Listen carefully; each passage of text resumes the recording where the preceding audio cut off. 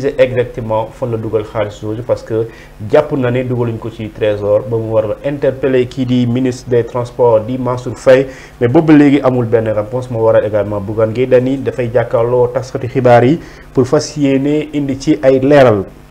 Beneen question bi aussi c'est le procès bi nga xamante ni moom mooy le procès du 16 donc ñu war ci jëm c'est dans 8 jours le jeudi prochain Ousmane Sonko Mame Mbaye Niang devront se rendre au tribunal de Dakar pour ki nga xamante ni moom mooy l'affaire les concernant mooy affaire Prodac bi nga xamante ni tey moo créé beaucoup de quiétude wala beaucoup de crainte plutôt ci beaucoup de Sénégalais parce que xamuñu suba wala jour boobu jotee lan moo ci xew parce que ñu bëri ñu ngi njort ne on risque d'aller vers une journée bi nga xamante ni dafay tàng lool wala mu métti lool lu ci mën di xew rek dinañ ko waxtaanee ak kii di Mamadou Goumbala membre de la coalition Yewwi Askan Wi. Pour la première question mooy gis nga kii di Hadjibou Soumaré l'ancien premier ministre de la su Wade dafa bind benn lettre tàggati bind si ñaari question mais question yooyu tey moo waral tey ñu woo ko.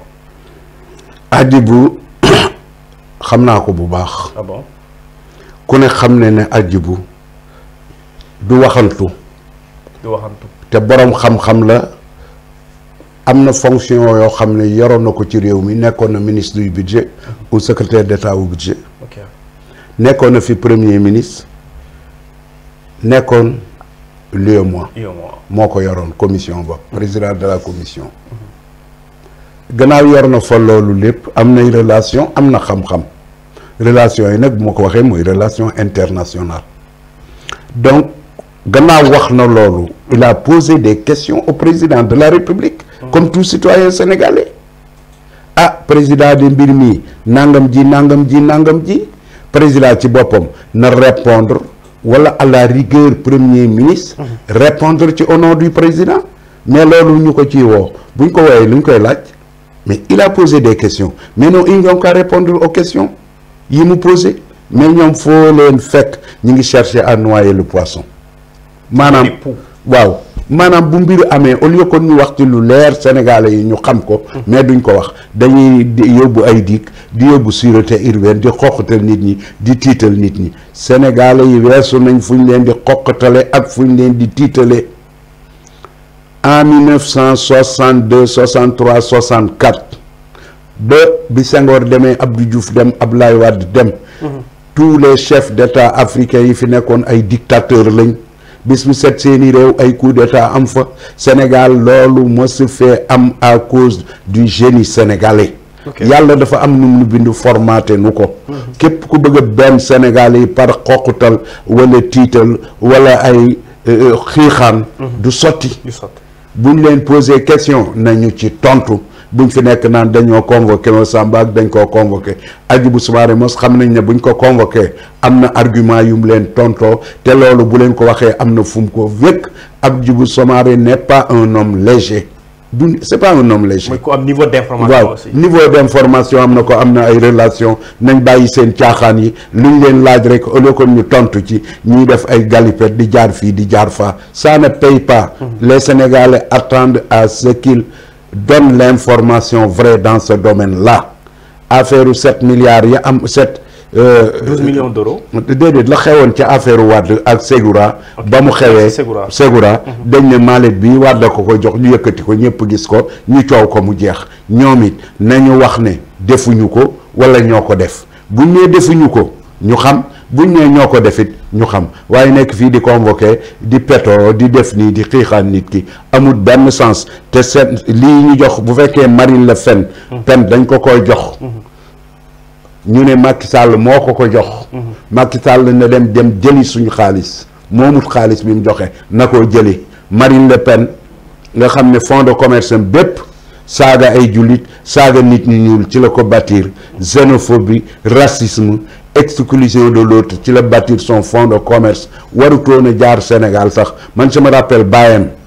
Le Pen mas na bëgg a ñëw Sénégal gii ñépp a taxawoon Penda Mbow ma taxawoon moom lay interpellé de ne à l'époque ak ñu mel ne moom ne Le Pen du fi dugg tey jii waroon naa taxaw ne Le Pen du fi dugg kenn déggu ko Penda Mbow laay wax mag mooy dégg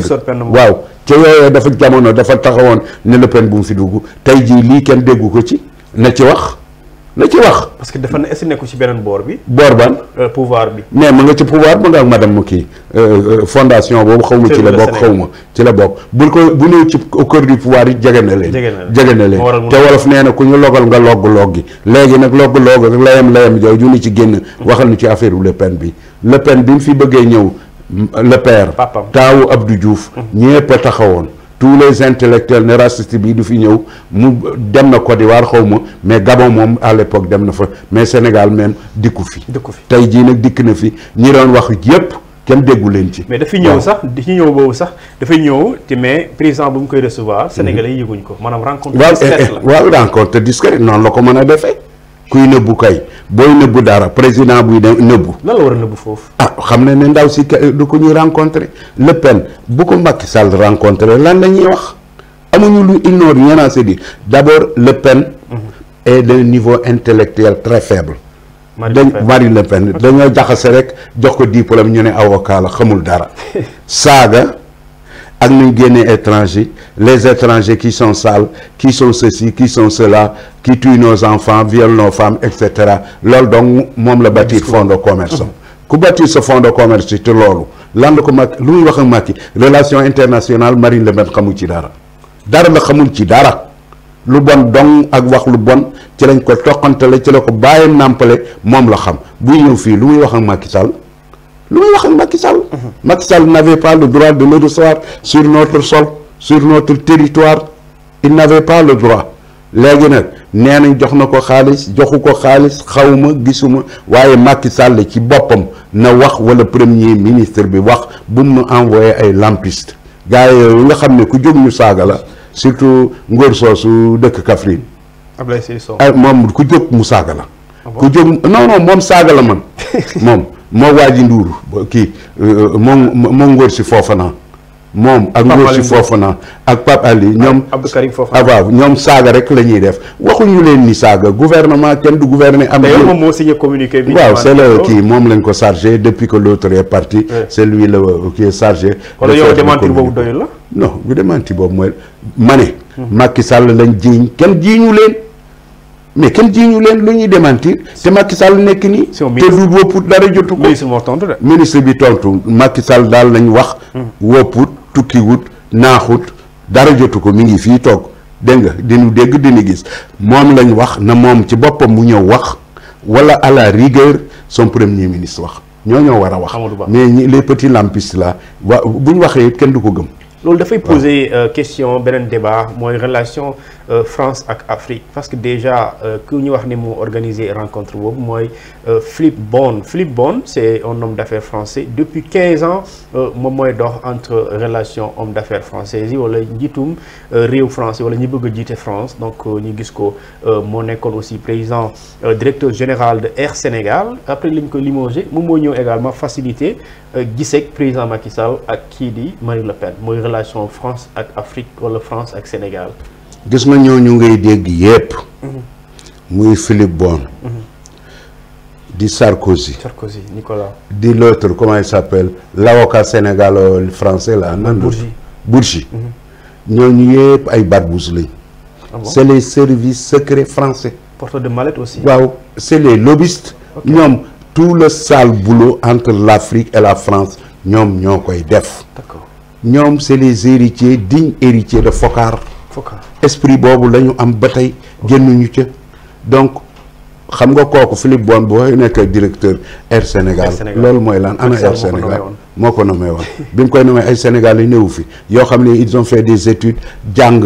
la ñu war a jàng ñii nekkoon commandant de bord ñii nekkoon pilote am na ci ñoo xam ne certainement sax ay pilote de chasse lañ yoo xam ne yi ay sénégalais français lañ yoo xam ne yi lu ne lañ am capacité gérer Air Sénégal jar naa jëli ab tubaab nga jëli tubaab ce qui veut dire Air Sénégal boobu Air Sénégal doo nga ci nekk ma ba seete capital bi dërëmu Sénégal nekku ci wala le capital Sénégal était minoritaire ñu ni indil ay tubaab loolu sax leen bëgg mu jeex ci réew mi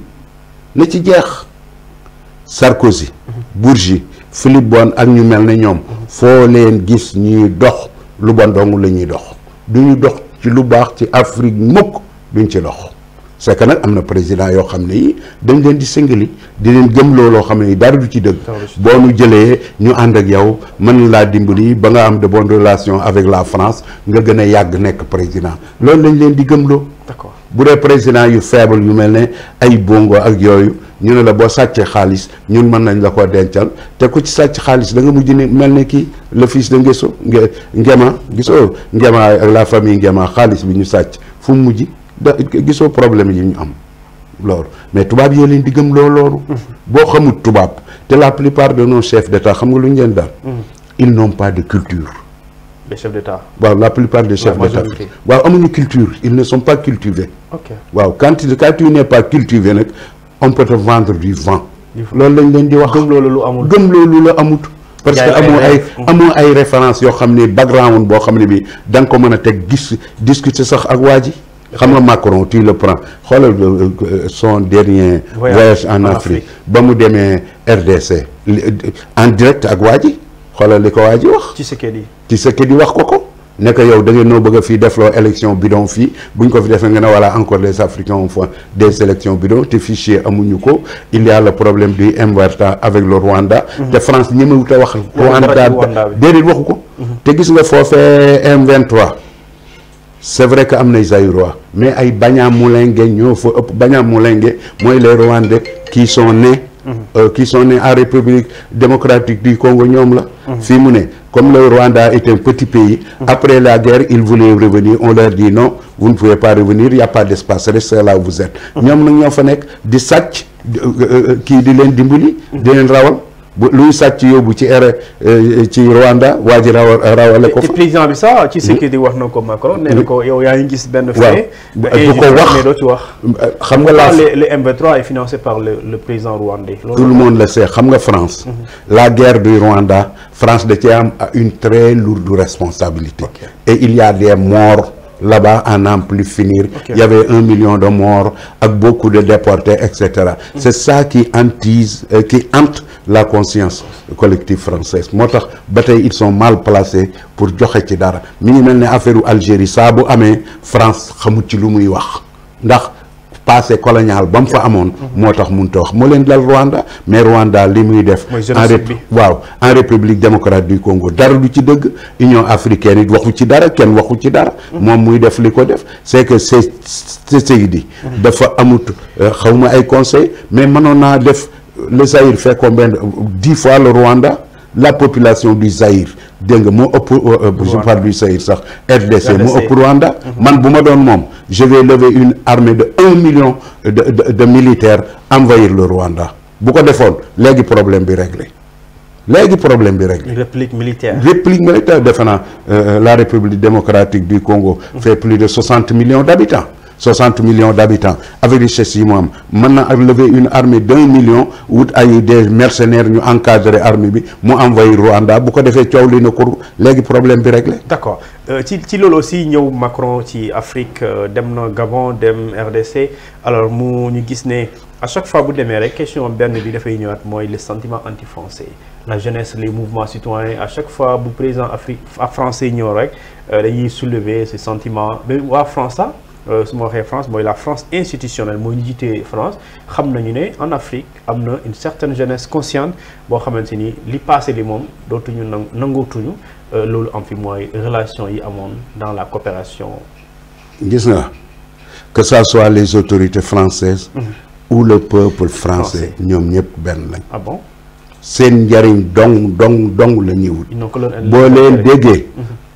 c'est des nombrilistes la France d'abord la France d'abord la France d'abord. te nationaliste. mooy noonu seen fii la ñuy xool la France d'abord France dong la ñu gis avant ñu gis leneen. ok et ça ils n'ont pas tort mais ñi état yi ci des nañ mel ne ñoom